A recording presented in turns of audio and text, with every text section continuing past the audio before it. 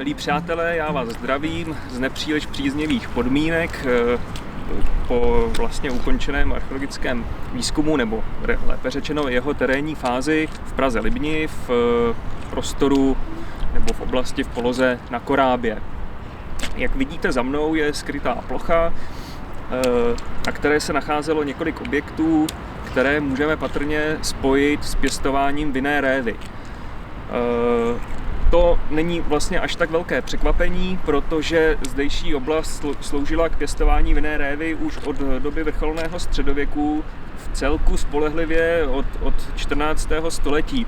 Také v blízkosti místa, kde se právě nacházíme, existovalo několik viničních usedlostí, po kterých se ale zpravidla zachovala jenom místní pojmenování. Takže například v celku nedaleko se nacházela Bulovka, potom vlastně dochovaná je ještě Rokoska, díky tomu, že byla přestavěna na zámeček, ale další viniční usedlosti, jako třeba Velká nebo Malá Vaceška nebo Malovaný lis, ty se zkrátka vůbec nezachovaly kvůli různým stavebním záměrům, změnám ve využití tohoto prostoru v 19. a 20. století.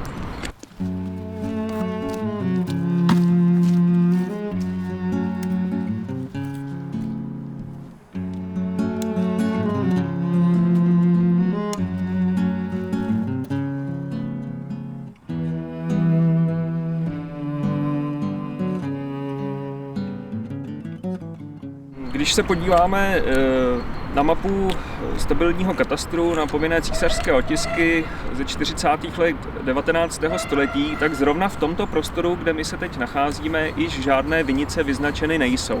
Nacházely se zde pozemky, které sloužily jako pole, případně jako pastviny, ale to není důvod, proč by tady ty vinice neexistovaly dříve. A to je právě to, na co jsme se snažili přijít tím naším archeologickým výzkumem, který zde vlastně po skrývce prokázal přítomnost takových objektů, které by zřejmě tedy s tím pěstováním vinné révy mohly souviset. Měly podobu takových různých, v celku ne zrovna pravidelných, žlabovitých objektů, nebo oválných, obdélníkových, čtvercových i trojúhelníkových.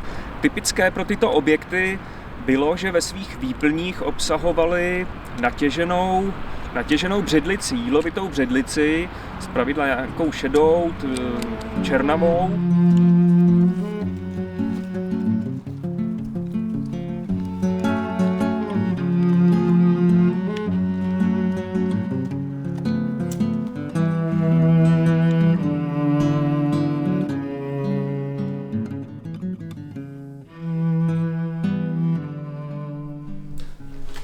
Tak jenom v rámci prostřihu jsme se přesunuli v čase a prostoru o týden později a přemístili jsme se z polohy na Korábě do laboratoře, kde už máme umyté některé ty movité nálezy, které jsme vyzvedli z těch diskutovaných objektů.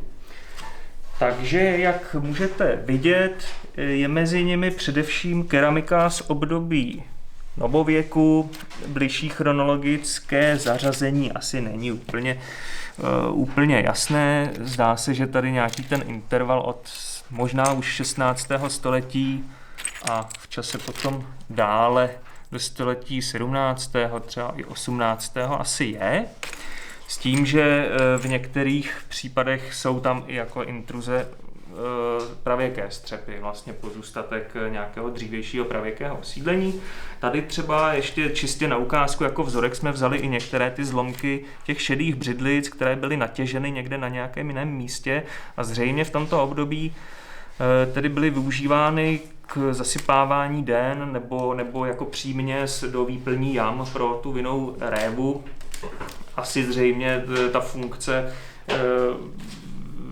musela být, jednak to byla asi nějaká jako zvyklost, že se možná myslelo, že ty odrůdy jako preferují nebo pocházely třeba z některých břidlicových oblastí, takže to mohla být jak zvyklost a na některých místech, kde třeba bylo minerálně chudé podloží, já nevím, prostředí třeba písků čistých, no tak tam spolu i s jídlem vlastně plnili tu funkci zpomalování odtoku vody a odplavování a vyčerpávání živin.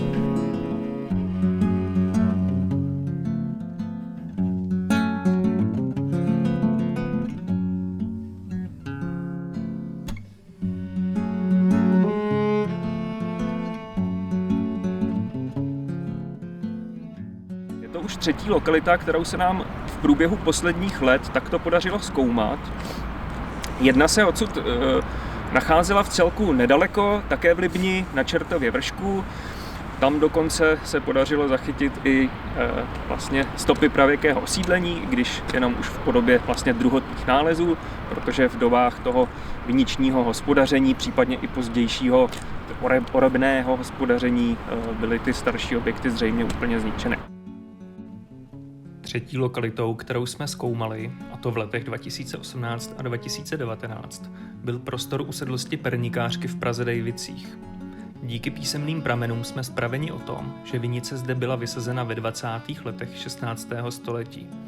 Na vinici byl postaven lis a později celá usedlost. Réva se tu potom přestala pěstovat ke konci 18. nebo někdy v první třetině 19. století. Po 5 dnech na této ploše už máme skončeno a budeme tedy pokračovat v tomto místě ještě nějakým dalším dohledem. A když se podaří, tak třeba časem odkryjeme někde zase v jiné části Prahy nějakou zaniklou, možná středověkou, ale 100% novověkou vinici.